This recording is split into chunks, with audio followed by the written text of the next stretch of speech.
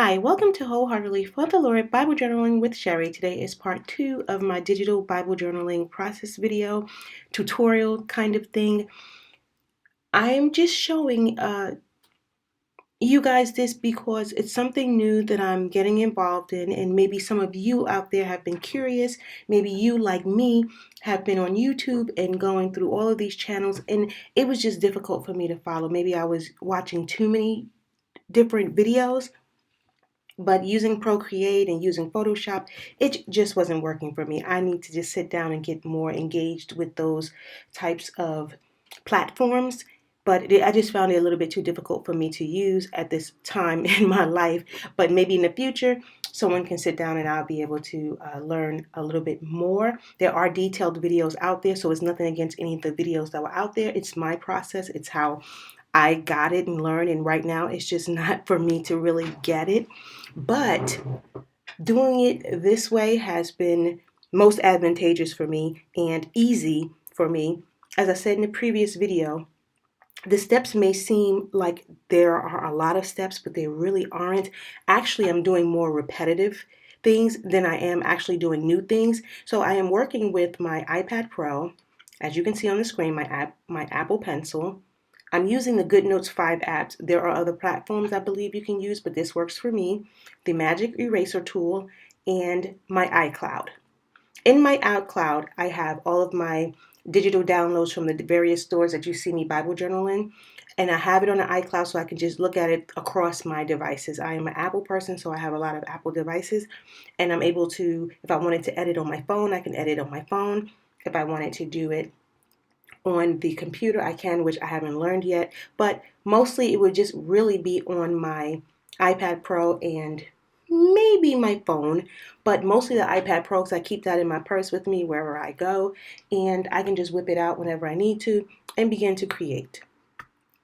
So this by any means is not to make you or get you into it, but just in case you were curious and it's something new that I wanted to share with you on my channel because I'm excited about it and we're like a family, so I'm sharing it with my family.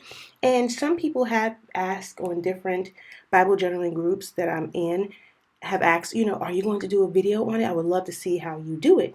So this is for them, Kelly. This is namely for you and anyone else who wants to learn how to do it this way. Again, I find it very easy. Just using these simple apps, really the GoodNotes app and the Magic Eraser are the actual apps that I'm using, and creating beautiful pages. And the more that I do it, the better I'll get. I wanted to say thank you for watching. And remember, if I can Bible journal, so can you.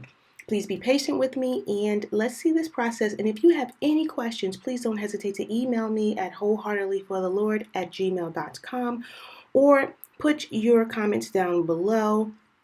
I'm a newbie at this. I'd rather show you as I'm learning than you see the perfected product and I got so good at it. And sometimes it's just nice to see what people start from and how they develop over time. Will I do video process videos on digital Bible journaling? Probably not. I would mostly use this in my videos as a guide for the layouts that I create, and that'll be it unless someone specifically asks me to, hey, do a process video and let us see you actually just do a process of this on your own, spiritual time. Thank you for watching and take care. Here is where the fun begins. So now I'm in GoodNotes 5 and I am going to begin to put my layout together.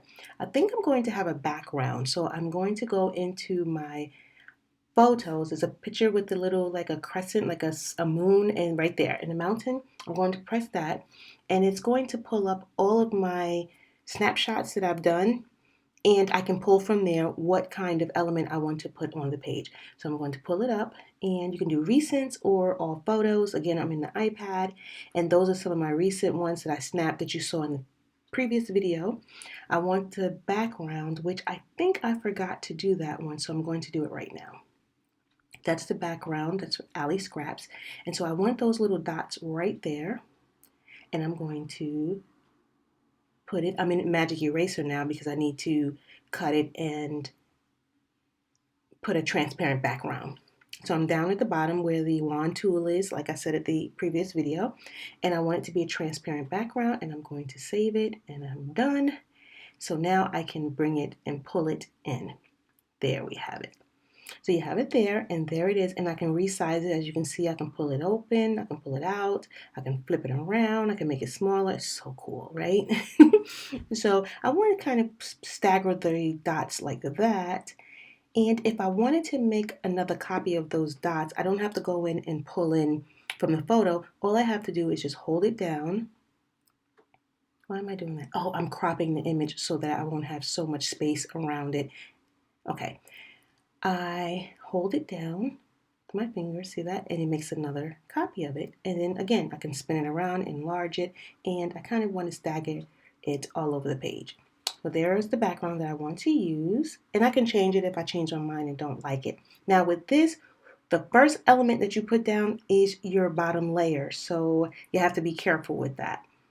I want those flowers, and so I'm tapping, and I'm going to make another copy of it. Hold it down. I'm going to slide it. I think I want it in the corners. This is going to be a very simple page. It's just really to show you. Let's see what I want to do next. I'm trying to remember the order of things. I want this lovely lady, warrior type lady. I think I'm going to, see, I can make her bigger, spin her around, having a little fun right there. I think I'm going to put it here, and then I think I end up putting her at the bottom, cascading at the bottom of the page, because she looks like she's in thought. So she looks very pensive, so I'm going to put some words above her head that's going to make it seem as though this is what she's thinking. You make me brave, Lord.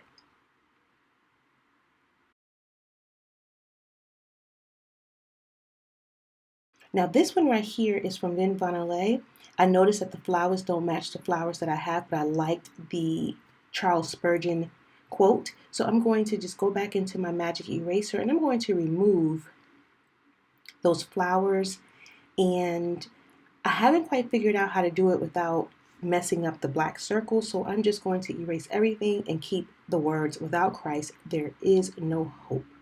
I love that. So in order to conquer sin, first of all, it's Christ who has saved us and delivered us from the power of sin and the penalty of sin, and now we can fight it and we don't have to give in to it. So without him, I have no hope. I need Christ in order to battle my daily sins. So you always use photos for when you've snapshot your pictures and the elements you're going to put in. You use the type tool when you want to type, and you use the pen tool when you want to physically write yourself. So I'm just trying to decide how I want this wording to go and finding it on a place. And that's the great thing about this. You can move it around just like you would do in a physical Bible journaling, how you move your elements around to see where you want them to go. Now I'm going to bring in the scripture that I want to use, which is in Romans chapter 6, talking about how we've conquered sin, and because of Jesus Christ, we are no longer slaves to sin and things like that. So I just made this like a brief page to remind me how the Lord makes me brave, and without Christ, I cannot battle sin. So I just brought in the scripture again, like I said, just to keep it simple, and I left the background transparent. I wanted to type in the scripture reference, so I went into the T, which is the text tool, and I'm looking for a script to use, and I'm sizing it up. You can size it any way you want to.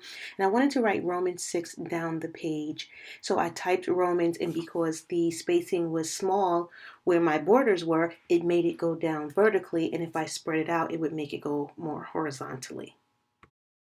Where my scripture is, I didn't put a journaling card, so I want to make it stand out. So what I've done was I tapped the little shape tool, and I'm drawing a box around it, and the shape tool makes the line straight for me. So all I have to do is just start the line and continue it, and it'll make my box square straight and even. So that saves us a lot of work trying to make a line straight with a free hand.